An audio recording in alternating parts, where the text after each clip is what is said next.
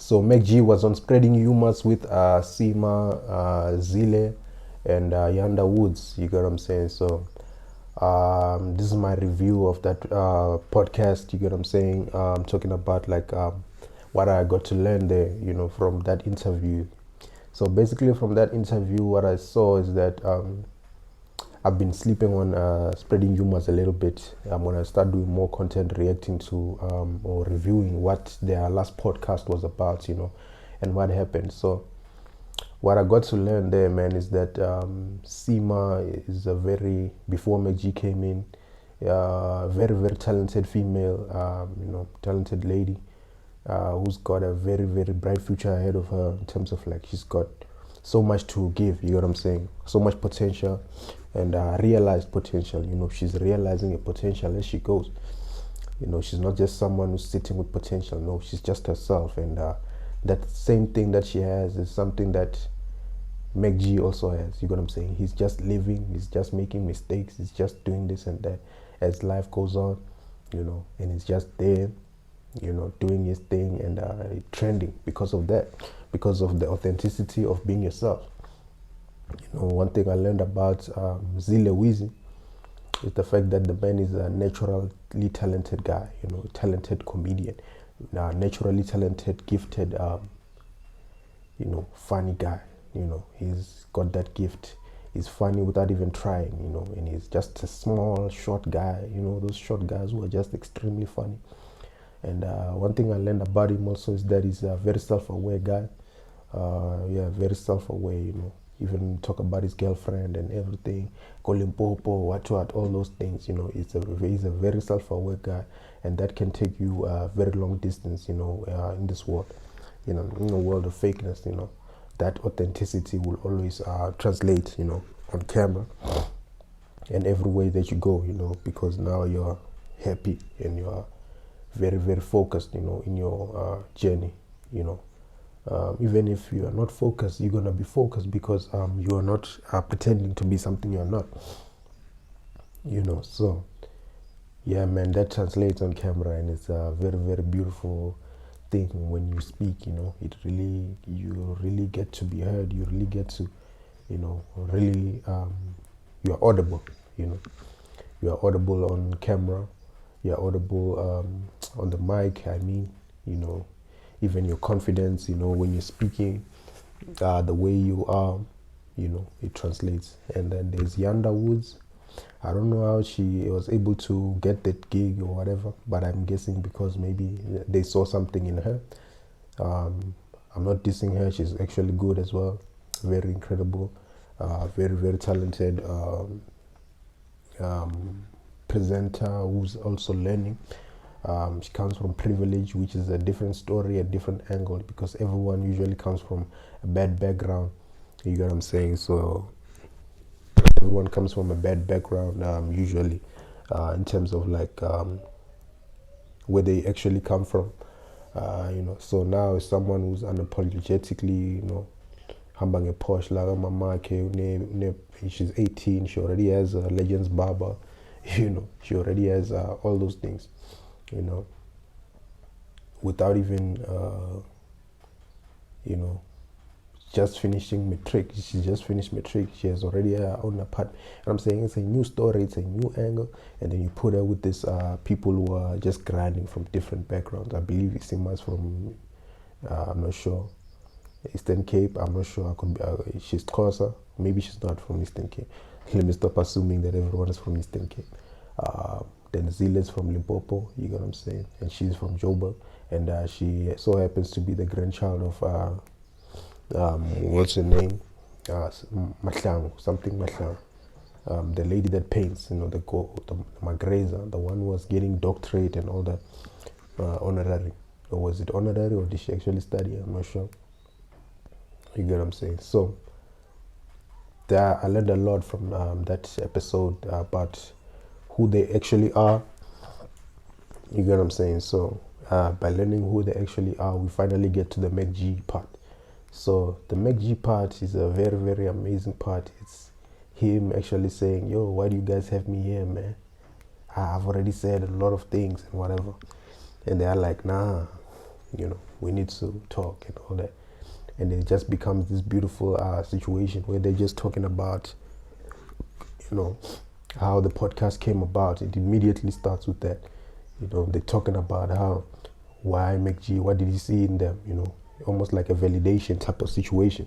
You get what I'm saying? So, with that, but it's not validation, it's honest questions, because the lady Seema is always being dragged online, that she should be fired and whatever. And so MacG now talks to them that, he sees what he sees himself in them, they are just natural, they're just being themselves, on camera, they're just being themselves, they're just living the best way that they can, and they are just putting that on camera, and it's showcased, and it's becoming that thing whereby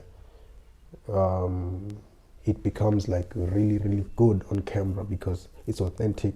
And MacG and Seema, turns out that they have a lot of similarities. You get what I'm saying?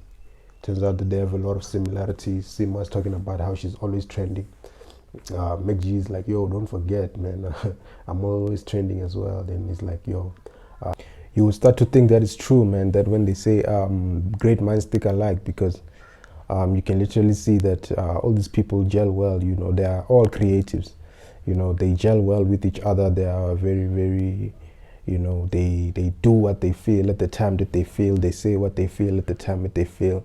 They express their true personality and their true creatives.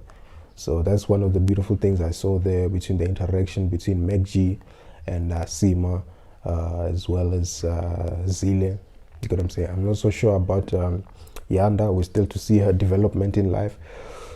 Whether she's a creative, whether she's what, businesswoman, whether she's whatever developments are there. But I really like the combination.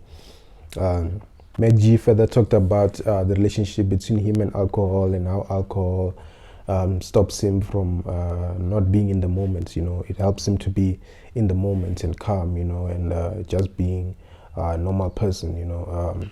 So that's what I learned there, that everyone's got a thing.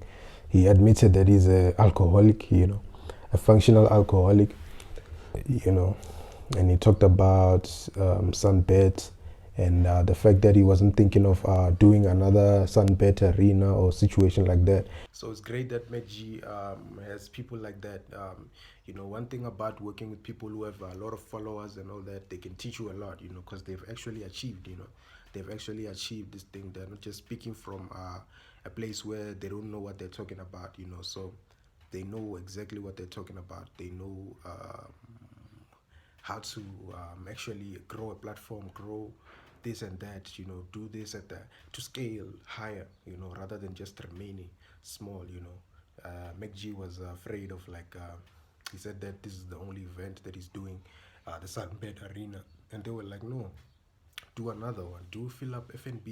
You know what I'm saying? FNB is like 90,000, so to have someone like that who's just telling you that you can just do it, you can do like the biggest thing, you can do the biggest thing that is above, what you just did, like 8,000, 10,000, and now they're motivating you to do 90. You get what I'm saying? That is like, and Sima herself has like 2 million on TikTok, and followers, and 1 million followers now on Instagram, so it's very good sometimes to chill with people like that. And yeah, that's what I got from that podcast. And there will be considerations, man, of like, we can make a second event, we can do another sunbed situation, and really create magical moments, really make this moment of like podcast and chill to be a moment that will be remembered for time and time and again. You get what I'm saying? So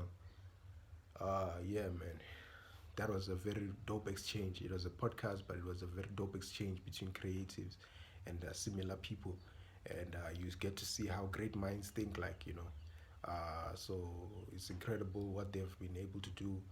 It's incredible the podcast that they've built there by podcast and chill, and MacG. MacG is such a, a nerd. It's just a, he's a perfectionist. He's someone who's about the culture. He's about the, you know Is about the programming and the what from radio, and you can see that he's passing on the skill to like everyone he's interacting with. He's just passing it down, you know.